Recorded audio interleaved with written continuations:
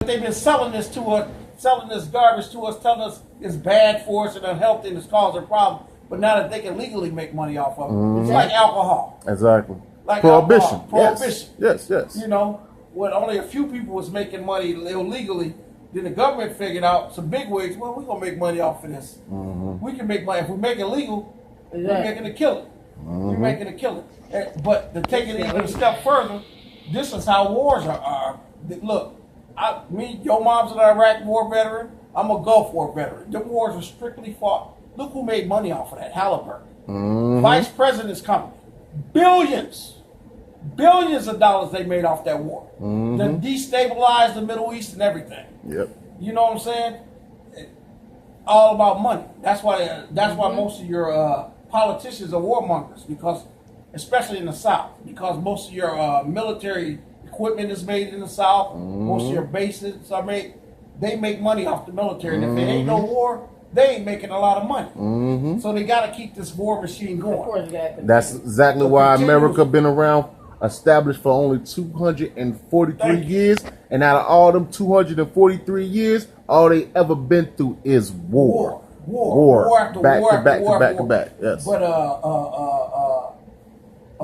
Eisenhower, when he was president, his last term, his going out speech, he talked about that. He said this country needs to decide whether it's going to be a war-based country or a real, country, consumer-based country, because there's some politicians, mainly in the South, they want to make this a war machine because they make a lot of money off of it, and they dogged him out for that. You talk about a war hero from World War II, and he saw what was happening, and we turned with Reagan. That turned everything over. Everything we have spent more money on the military since Reagan took office than every other president before him put together. It was all about money. All the people that say that it's not, that it's about morals and value. No, what it's about is money. And two, for the other people, part of it is imperialism. You know, just like the Britons colonized most Africa. America is an imperialistic country. Absolutely. The new word for that is nation building. That's what they like to say on Fox. Nation. They're supposed to have their own sovereignty. You know, if you look at, and I'm not saying I agree with, but if you look at the Palestinians, when they voted all those radicals into their thing, they said they needed free elections. So America set up, they got free elections, they didn't vote the people that they wanted in. Now all of a sudden we don't want to recognize your government. But ain't that what we stand for as a country? You know, freely elected, not some dictator. See, and that was a problem that was going on back when they took over Haiti, when the slaves took over Haiti. Oh yeah. They was trying to establish themselves. Well, they established themselves in 1804, and when they established themselves, they was trying to do business with the other nations around.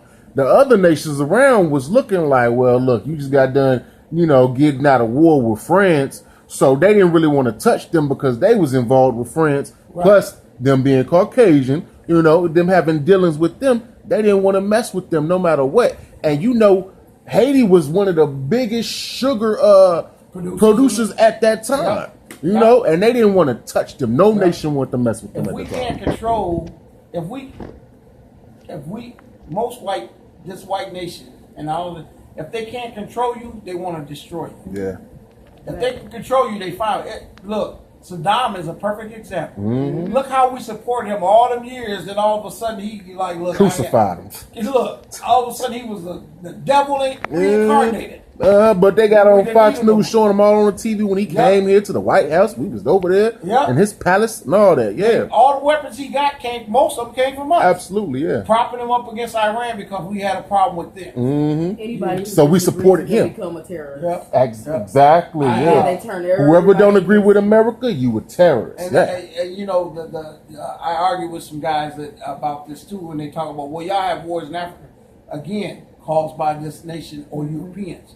After World War II, during the Belgian conference, Europe decided we're going to go divide Africa up for us. So they had this conference and they divided Africa up into these nations with irrespective of any of the tribal boundaries that have been there for centuries, thousands of years. Yeah. You know, so you might have the, you know, just like the Tutsis and the Hutus